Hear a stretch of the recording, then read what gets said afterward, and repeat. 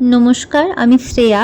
আজ প্রায় 2-3 মাস ধরে আমি ভিডিও দিতে পারিনি আমার কিছু ব্যক্তিগত কারণে, কিন্তু আজ থেকে প্রতি সপ্তাহে আবার নতুন ভিডিও আসবে। আপনারা প্লিজ আমার সঙ্গে থাকবেন।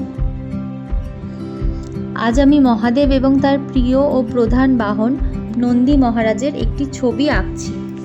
আচ্ছা, আপনারা কি জানেন এই নন্দী মহারাজ, যিনি শিবের মূর্তি বা শিবলিঙ্গের সাথে সবসময় থাকেন, ইনি কিন্তু প্রথমে ষাঁড় বা নন্দী মহারাজ ছিলেন না। শিব পুরাণ মতে ইনি ছিলেন শিলাদি মুনির পুত্র। শিলাদি মুনি ছিলেন শিবের পরম ভক্ত। তিনি পুত্রহীন বলে তার পিতৃপুরুষগণ মুক্তি পাননি। তখন তিনি শিবের তপস্যা করে বরদান লাভ করেন। যজ্ঞের জন্য ক্ষেতে হলকর্ষণ করার সময় ক্ষেত থেকে এক শিশুর আবির্ভাব হয় এবং শিশুটি মুনিকে পিতা বলে সম্বোধন করে। একদিন মহাদেব মিত্র ও বরুণ নামে 2 দেবতাদের পাঠান নন্দীর পরীক্ষা নিতে। তারা ঋষি রূপে শিলাদ ও নন্দীর আতিথেয়তা গ্রহণ করেন। ঋষিদ্বয় নন্দীকে দেখে বলেন তার আয়ু বেশি দিন নেই। তখন নন্দী মহাদেবের ঘোর তপস্যা করেন এবং মহাদেবের বরে নন্দী মহারাজ শিবের প্রিয় অনুচর ও বাহন হন এবং তাকে চিরঞ্জীবী করে দেন। তাই মহাদেবের পুজোর সাথে সাথে নন্দী মহারাজেরও পুজো করা হয়।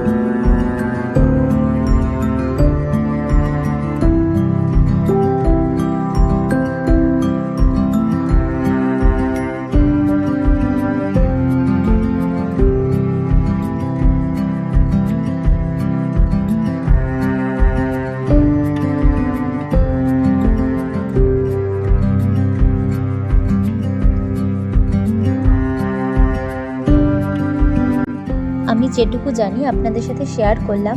কিছু ভুল বলে থাকলে তার জন্য ক্ষমা করবেন। আপনারা যদি আরও কিছু জেনে থাকেন তাহলে আমাকে অবশ্যই সেটা কমেন্টে জানাবেন।